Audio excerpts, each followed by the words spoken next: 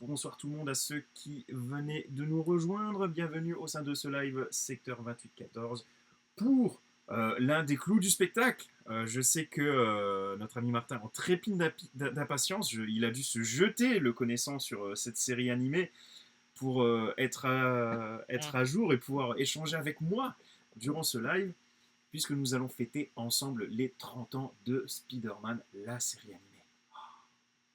Ah, c'est beau, c'est beau, c'est beau. Il y a énormément de choses marquantes, bien évidemment, dans cette série animée. Sur le chat, n'hésitez pas à nous dire ce que vous en avez pensé. Et c'est là qui disent ah non, moi j'en ai aucun souvenir. Et là, je me retrouve vraiment mais seul à vénérer cette série. Ça va être beau. Mais non, normalement, elle a marqué les esprits. Euh, Déjà, il y a le générique qui est vraiment entré dans la légende. Bon, même toi, Martin, même si tu n'as pas connu la série, tu connais le générique et tu l'apprécies ou même pas? Si. Oui, oui, c'est un bon générique là, Ah, grosse guitare, ça marche bien. ça c'est la magie d'Aerosmith. Donc, ouais, un générique qui a vraiment marqué toute une génération de futurs lecteurs de comics, hein, parfois. Donc, je vous conseille d'aller le voir. Il est dispo sur YouTube, bien évidemment.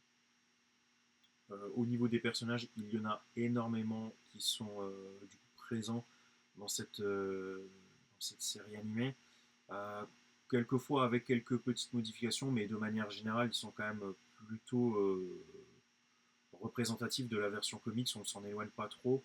Et tu as quand même un beau florilège, une belle petite brochette, vraiment des ennemis de Spider-Man. Donc là, c'est les. Alors, ils ont un peu censuré, je ne sais pas pourquoi, mais du coup, dans la série animée, ils s'appellent les Insidious Six. Et ils trouvaient que Sinister, ça faisait un peu trop flipper. Bon, voilà. Des fois, il faut pas grand chose, hein. Remarque, ils ont bien enlevé Ninja dans TMNT, dans le jeu vidéo. Donc, voilà, des fois, Oui. les gens trouvent de la censure Oui, là la enfin de censure la dans les années violence là où il n'y en a 90, pas, plutôt. c'était jamais, Donc voilà, ici c'est les Insidious Six, mais le principe c'est les Sinister Six, hein, tout simplement. Et donc là, tu as certains des personnages récurrents vraiment du dessin animé.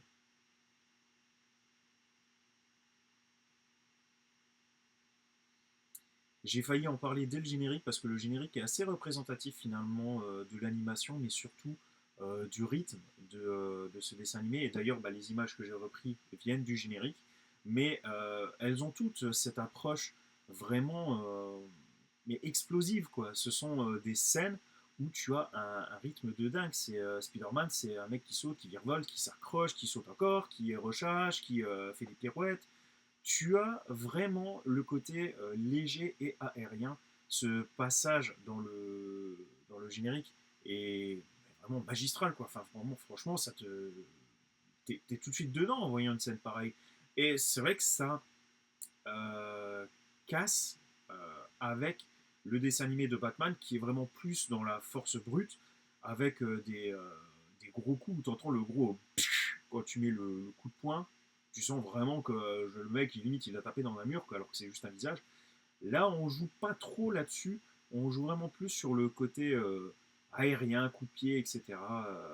Et non seulement ça change, mais en plus, c'est vraiment, vraiment bien fait. Il y a pas mal de scènes d'action qui sont quand même assez incroyables, qui sont à couper le souffle.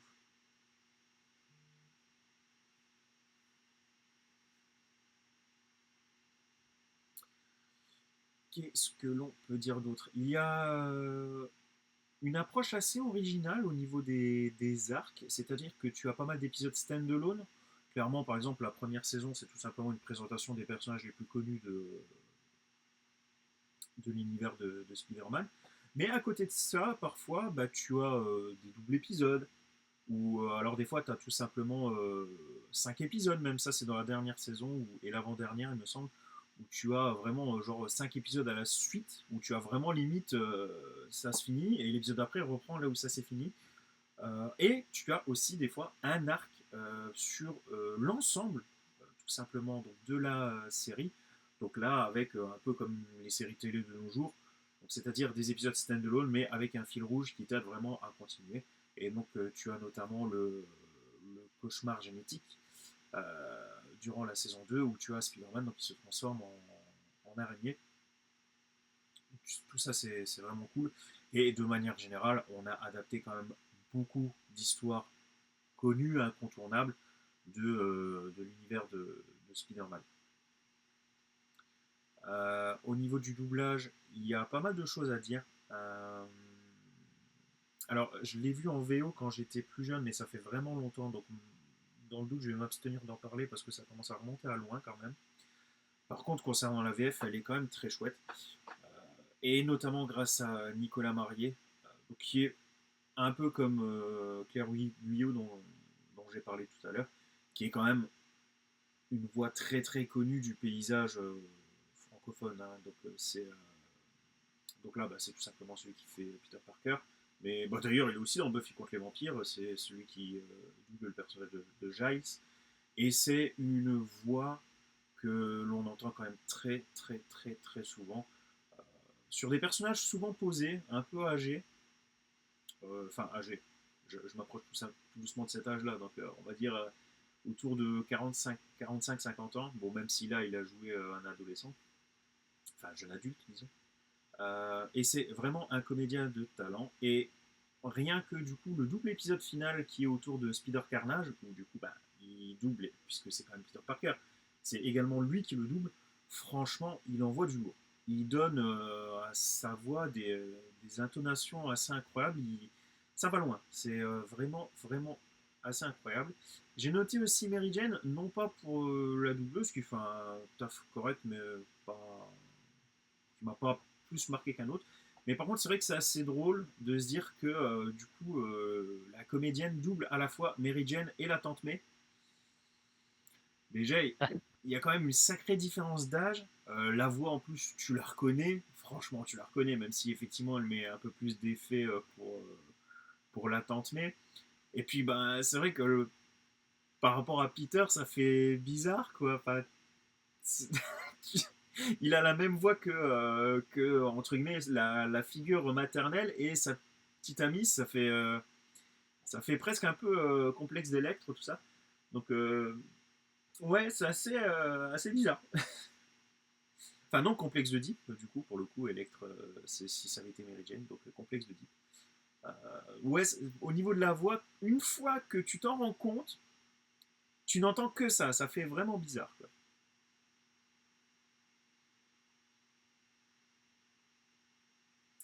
Ah, alors, du coup, je vérifie mes notes au cas où si vraiment j'ai oublié quelque chose. Oui, toujours au niveau du doublage, encore un petit mot sur Michel Bedetti qui fait un, un bon petit travail sur le personnage du Caïd, mais qui, de nouveau, t'as l'impression que la censure, elle est passée par là, quoi.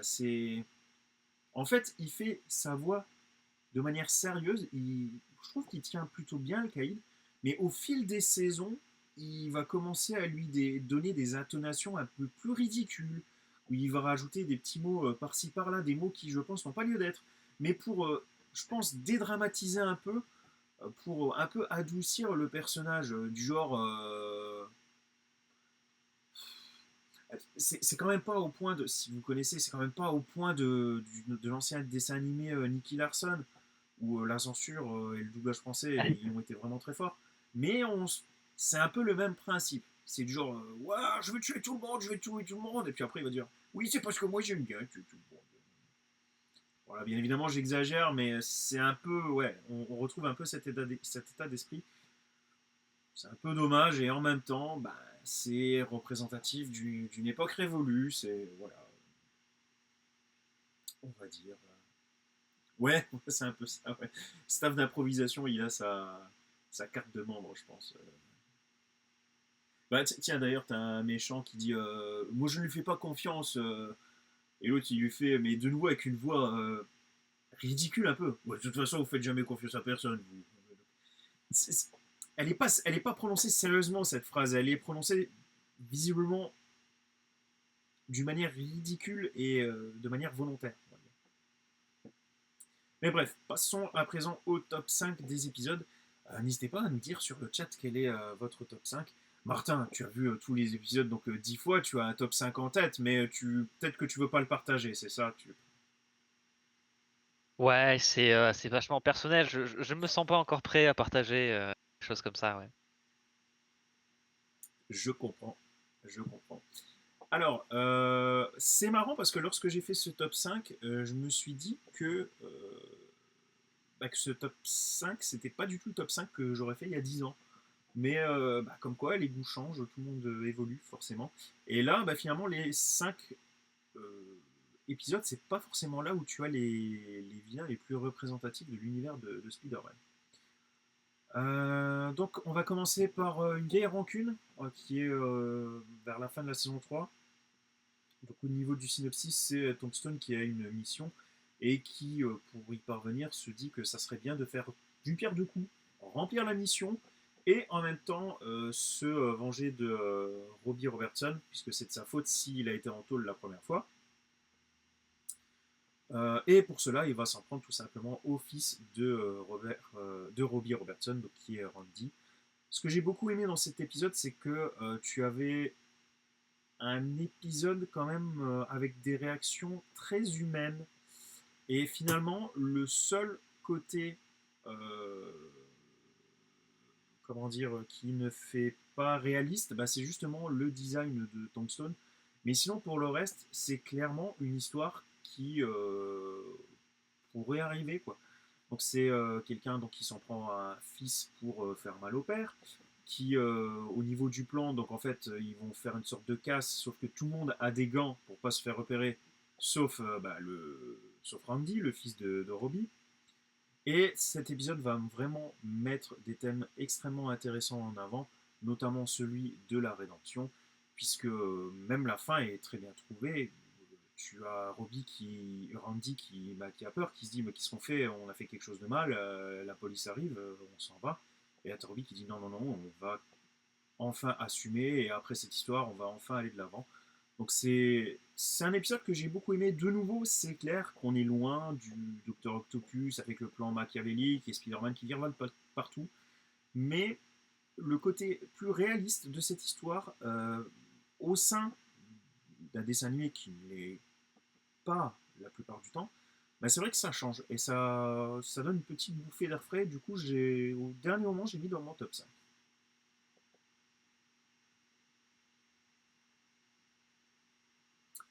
Épisode Faites un vœu. Lorsque l'on dit Faites un vœu comme ça en français, cela ne parle pas forcément. Par contre, si vous basculez sur la VO, donc Make a Wish, là ça vous parle peut-être bien plus puisque c'est tout simplement le nom d'une association qui a pour but de essayer de réaliser le rêve d'un enfant qui se dit condamné, qui est sur un lit d'hôpital et qui, de par son état, de par sa maladie, n'est pas supposé s'en sortir. Et donc, du coup, ils accompagnent l'enfant et ils essaient de le rendre heureux, de faire le maximum pour que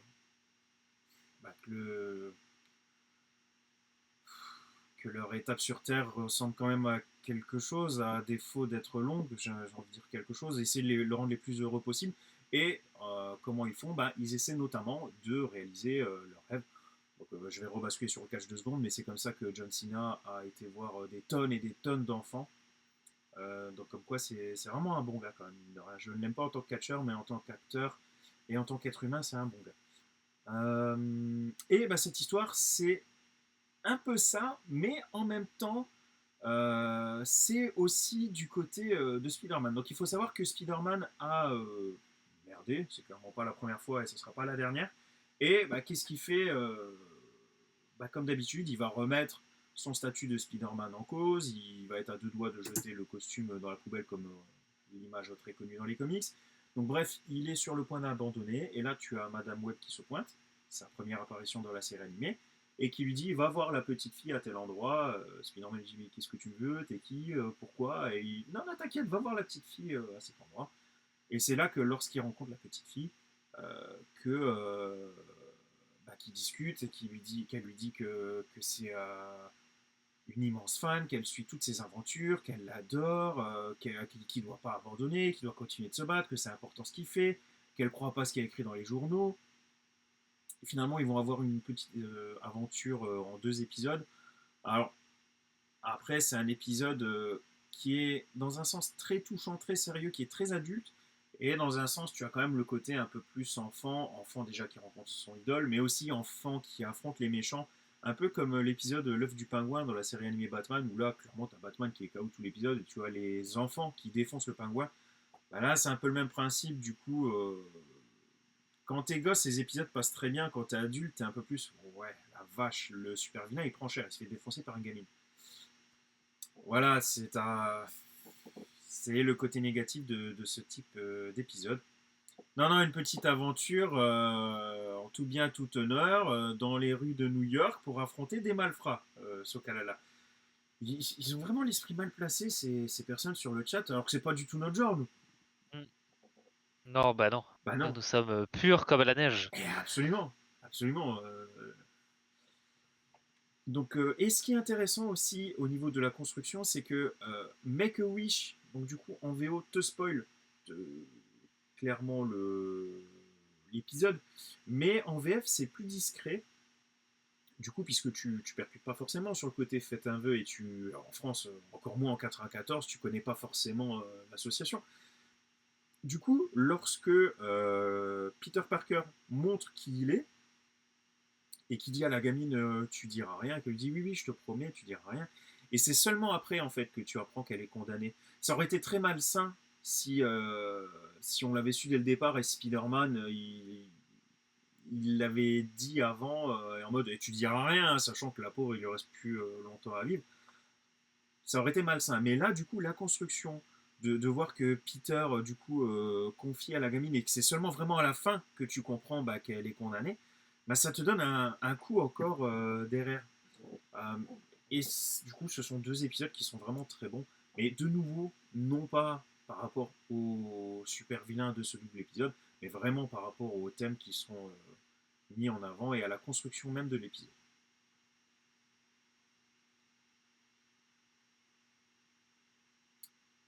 Une eau malsaine. Donc cette fois, euh, on a quand même cette fois un super vilain qui est extrêmement présent et qui est quand même plutôt connu dans l'univers de Spider-Man, même s'il n'est pas non plus dans le top 10, donc qui est Hydroman. Hydroman qu'ils ont utilisé, si j'ai bien suivi, tout simplement parce qu'ils ne pouvaient pas utiliser l'homme sable, parce qu'il était prévu dans le film Spider-Man qui devait tourner à l'époque, mais qui finalement ne va jamais être fait. Mais c'est pour ça qu'on n'a pas du coup l'homme sable sur l'ensemble de la série animée, et quitte à utiliser un homme quelque chose, ils ont utilisé Hydroman. Je l'ai mis à cette place, pourquoi? Parce que de nouveau, c'est... comment dire? Je pense que d'abord je vais expliquer l'épisode et après ça vous parlera. Au niveau de l'histoire, c'est très simple. C'est Maury, donc qui est à présent Hydroman, qui pourchasse, qui fait le stalker en fait auprès de Mary Jane, puisque c'est son ex. Sauf que elle a coupé les ponts, elle veut passer avec autre chose et surtout essayer quelque chose avec Peter Parker. Oui, c'était le projet de Cameron, Matt. Avec DiCaprio, ça je sais pas, mais oui, c'était le projet de Cameron. Enfin, le projet de Cameron, c'est un grand mot, il y a son nom qui est sorti à cette époque. On va plutôt dire ça comme ça. Et qui du coup va être très dangereux, qui ne va pas la lâcher pour essayer de se remettre avec elle euh, et sans lui laisser le choix. Et en fait, cet épisode m'a marqué pour deux choses. Déjà, l'animation, donc ce passage-là est aussi dans le générique, c'est pas pour rien. En termes de mise en scène, c'est complètement dingue quand il se concentre et qu'on voit juste deux jets d'eau qui sortent des plaques d'égout. Et au moment où il fait ça, où entre guillemets il fait décoller tout son pouvoir, qu'il y a encore plus de plaques d'égout qui se soulèvent, c'est beau. C'est vraiment beau à voir. C'est une mise en scène vraiment au top du top. Et imaginez Spider-Man juste en face avec toute la flotte qui d'un coup s'éjecte au moment où le mec fait ça. Tu t'es, mais wow, c'est quoi ce délire quoi? Qu'est-ce que je fais? C'est moi personnellement, je trouve cette scène extrêmement bien pensée, extrêmement réussie.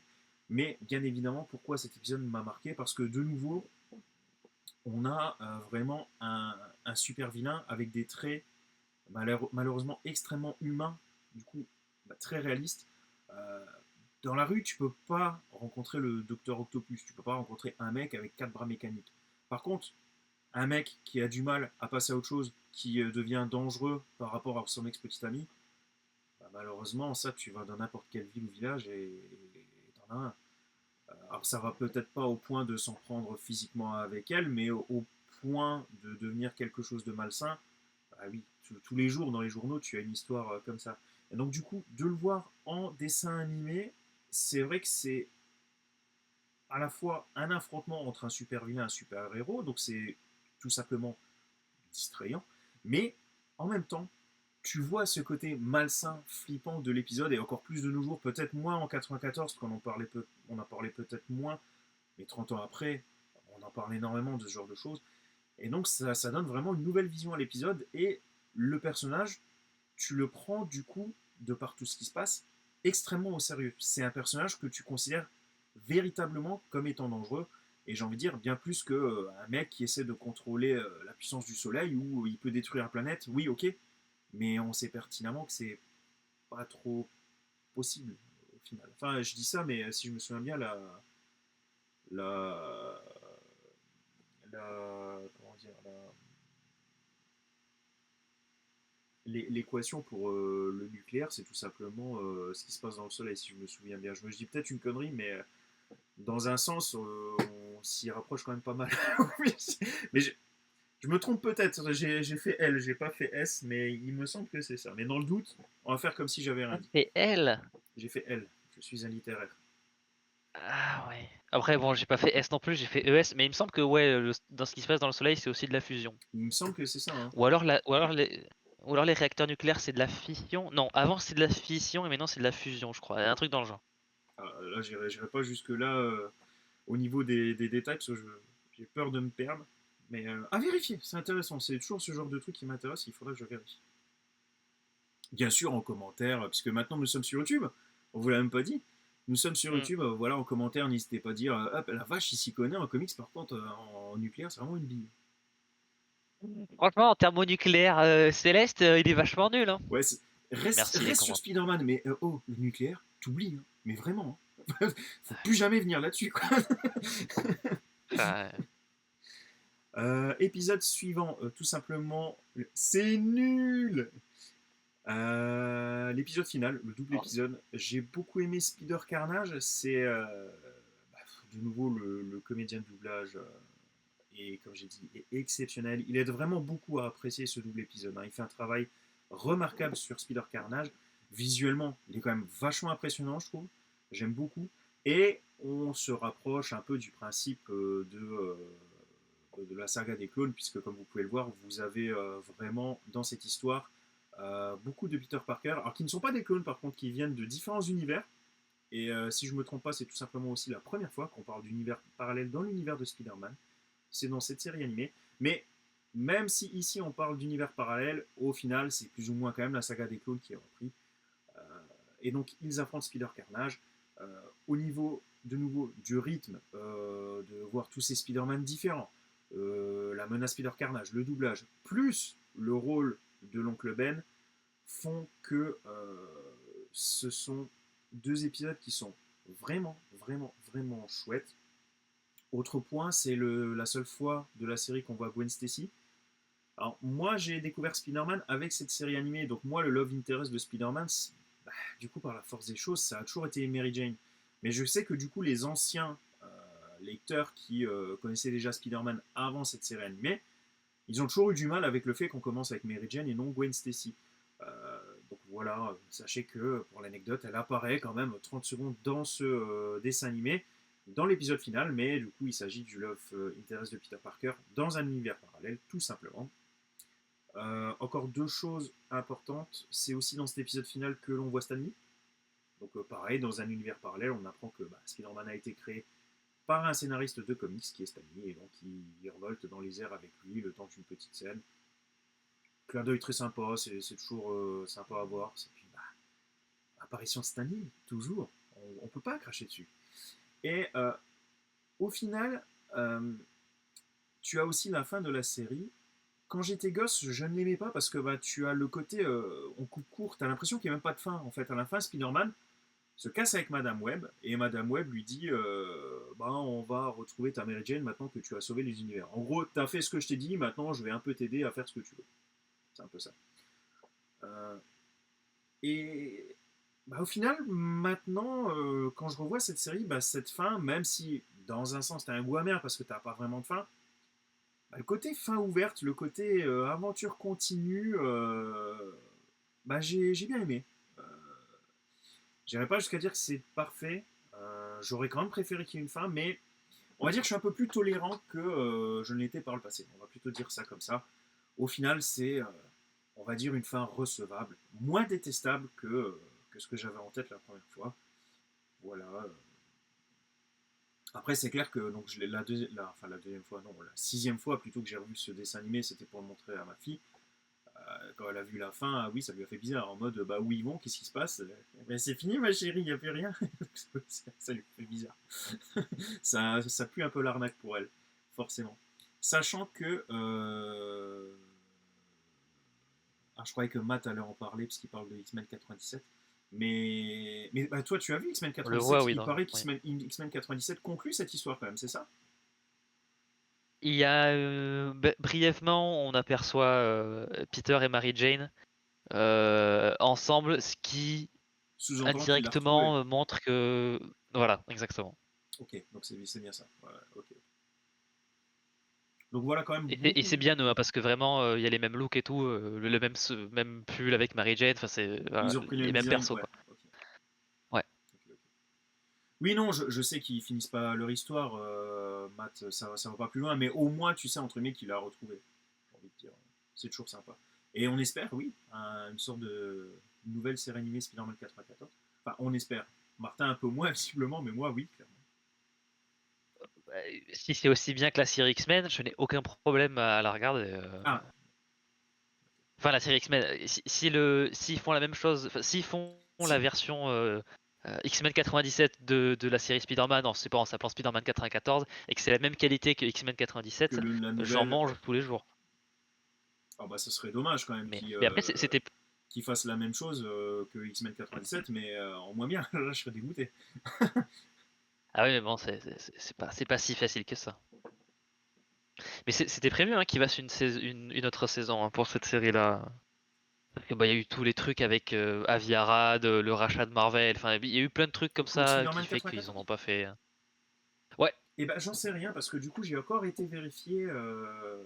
Et autant à l'époque, j'avais vu qu'il y avait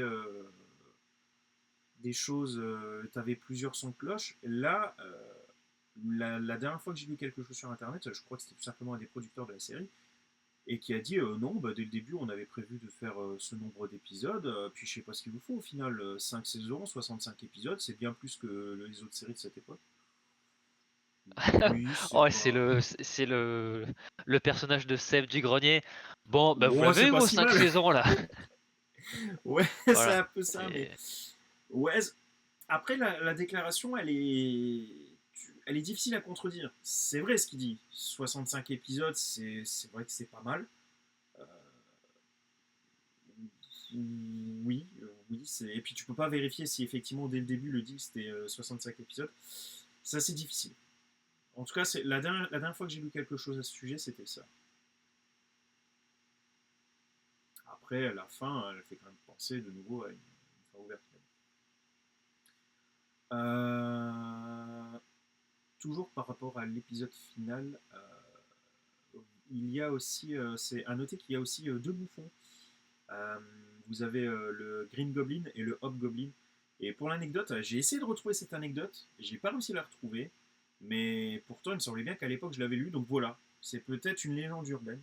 Mais de ce que moi j'avais lu à l'époque, ils avaient mis le Hobgoblin, et non pas le Green Goblin, non pas Norman Osborn, mais le Hobgoblin, parce qu'ils partaient du principe qu'ils avaient quand même beaucoup de super vilains en vert déjà. Et ça les embêtait de remettre encore un personnage en vert et qui, pour le coup, en plus, était intégralement vert, le Green Goblin. Donc c'est pour ça qu'ils étaient partis sur cette version du Hobgoblin et que seulement par la suite ils avaient mis en avant le bouffon vert. Mais bizarrement, je n'ai pas réussi à retrouver cette anecdote alors que je suis sûr que je l'avais lu étant jeune. Donc voilà, c'est peut-être une légende urbaine à vérifier. Mais bon, passons à l'épisode que j'ai préféré. Il s'agit de nouveau d'un double épisode qui est le retour d'Hydroman. Voilà, Hydroman apparaît deux fois il fait mouche, c'est beau quand même. Pourquoi? Alors là, c'est pas tant à cause d'Hydroman. Il faut savoir que à un moment dans la série animée, en fait, suite à un affrontement avec le bouffon, il y a Mary Jane qui disparaît. Ah, je l'ai noté, il me semble, dans l'épisode 3-14. Donc dans l'épisode 3x14, en fait, tu as Mary Jane qui disparaît dans un trou noir et qui est expédiée dans un autre univers. Et en fait, Mary Jane disparaît du coup pendant pas mal de temps, en fait. Mais vraiment pas mal de temps. Euh, L'histoire, en fait, entre Peter et MJ, elle ne, elle n'est remise en avant finalement que dans l'épisode 4x08. Donc ça fait quand même pas mal d'épisodes où vraiment on ne la voit pas. Et ce qui est en plus intriguant, c'est qu'elle revient comme vraiment mais comme une fleur, quoi, en mode coucou Peter, je suis là, quoi. Tu dis mais ouais, mais qu'est-ce qui se passe? T'étais plus là pendant je sais pas combien de temps, et puis là t'es là. Et t'as pas d'explication en fait. C'est ça qui est déjà qui est assez intriguant. Et ce qui est génial, c'est que bah, l'histoire continue d'avancer. Ils se remettent ensemble. Peter dit bah, je t'ai perdu une fois, je veux pas te perdre encore une fois. Donc cette fois on va faire les choses correctement, on va se marier, etc. Donc ils se marient. Vraiment l'histoire avance et dans l'épisode 5x08, donc une saison après, bah, on apprend que bah, c'était pas Mary Jane, c'était un clone. Et que Mary Jane, au final, elle est jamais revenue, elle est toujours perdue dans le trou noir. Mais est-ce que tu te rends compte? Enfin, je veux dire, quand t'es gosse, tu te dis, mais vous avez tenu cette histoire aussi longtemps. Enfin, tu sais, c'est quand même dingue. Tu l'as fait disparaître pendant très longtemps. Après, tu fais revenir une copie et tu dis que très longtemps après que c'est une copie, entre guillemets, donc que tout ce qui s'est passé avant, vraiment l'histoire d'amour, le mariage, etc., que tout ça c'était du vent. Et après, tu fais disparaître la copie, parce qu'elle était condamnée à disparaître dans tous les cas. C'est assez fou. Et puis on parle du love interest de Peter Parker, imagine le traumatisme. C'est vraiment. Moi, franchement, en termes de portée scénaristique, j'ai rarement vu ça. Je dois avouer, autant la série Batman de 92 est meilleure, autant les épisodes pris séparément sont meilleurs que les épisodes de Spider-Man, même si elle n'a pas à rougir, hein, clairement pas. Mais par contre, un truc euh, aussi gros, aussi longtemps, il y a peu de séries, et encore moins de séries animées bah, pour les gosses, qui l'ont fait. Là, on te parle d'un personnage féminin, le premier personnage féminin de la série animée, qui, avec lequel on joue. En fait, il n'y a pas d'autre mot. Est-ce que je réussis bien à te vendre le truc? Est-ce que tu comprends la portée du truc? Ou c'est moi qui en fais des caisses Non, et non, tu mais trouves pas ça aussi extraordinaire? bah, surtout pour l'époque, et surtout une série qui était quand même principalement destinée aux enfants, ouais, faire tenir une histoire sur aussi longtemps,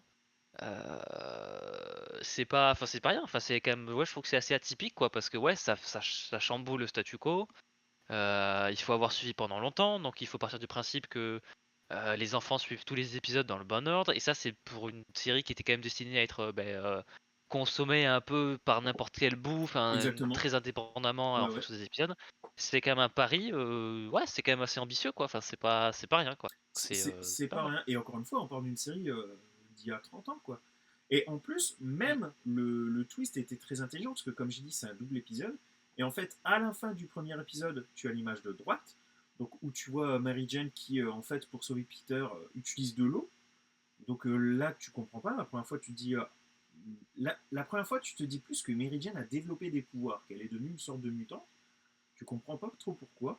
Et donc là, de nouveau, tu as encore un gros suspense. Et c'est vraiment que l'épisode encore d'après que tu comprends que c'est un clone. Que c'est un clone de Mary Jane qui a été fait aussi avec les cellules de Hydro-Man, d'où le fait qu'elle puisse utiliser la flotte. C'est c'est assez, c'est assez dingue. Ouais, vous avez peut-être raison, les gars, sur le chat, hein. C'est peut-être une question d'estime. Ils ont peut-être voulu. Pour le coup, ils n'ont pas voulu prendre les enfants pour des idiots, mais vraiment essayer de leur apporter une histoire construite et surtout construite sur le long terme.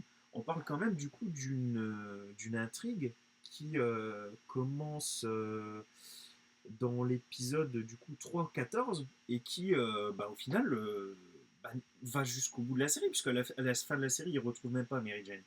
Donc un truc qui est bien là pendant quand même un bon gros tiers du dessin animé, c'est vrai que c'est pas rien, et pour lequel on ne s'ennuie pas.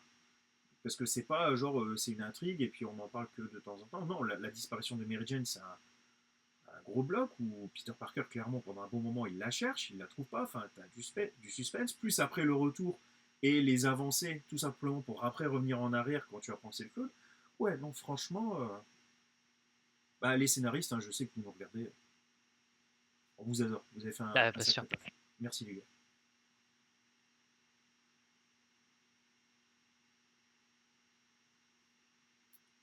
Donc voilà, c'est tout pour moi pour Spider-Man. N'hésitez pas de nouveau sur le chat à nous dire ce que vous en avez pensé.